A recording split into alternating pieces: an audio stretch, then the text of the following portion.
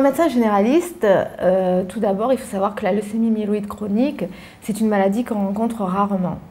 Donc sa gestion demande une étroite collaboration avec le spécialiste et donc avec l'hématologue qui va s'occuper du patient. En tant que médecin de famille, on connaît très bien le patient et sa famille et donc notre rôle va être de faire le lien entre la famille et le spécialiste.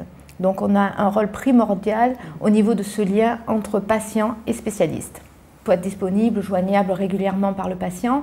On est proche des souffrances quotidiennes du patient. Il faut que l'on connaisse parfaitement les effets secondaires dus au traitement de cette pathologie pour pouvoir faire la part des choses entre ces effets secondaires dus aux médicaments et d'autres signes cliniques qui n'auraient rien à voir avec la pathologie de la leucémie myéloïde chronique. Je vais regarder vos résultats. Donc on avait fait cette prise de sang parce que vous étiez fatigué depuis quelque temps. Je vais faire un courrier pour un spécialiste hématologue de l'Institut Paoli-Calmettes qui va vous prendre en charge. Il faut savoir que les traitements de la leucémie myéloïde chronique, ce sont des lourds traitements et qui peuvent entraîner des interactions médicamenteuses avec des médicaments les plus banaux que l'on emploie dans la vie quotidienne, que ce soit des antalgiques, des antibiotiques.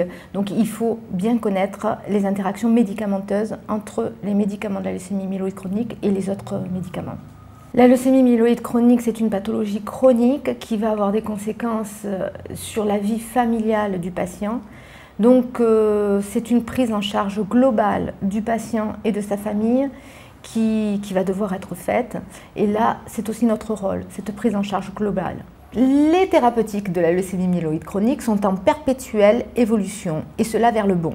Il est nécessaire que nous, médecins généralistes, assistions à des formations médicales continues pour se tenir au courant de ces évolutions. Grâce à cette collaboration étroite entre médecins généralistes et médecins spécialistes, nous allons optimiser au maximum la prise en charge de ces patients atteints de leucémie myéloïde chronique.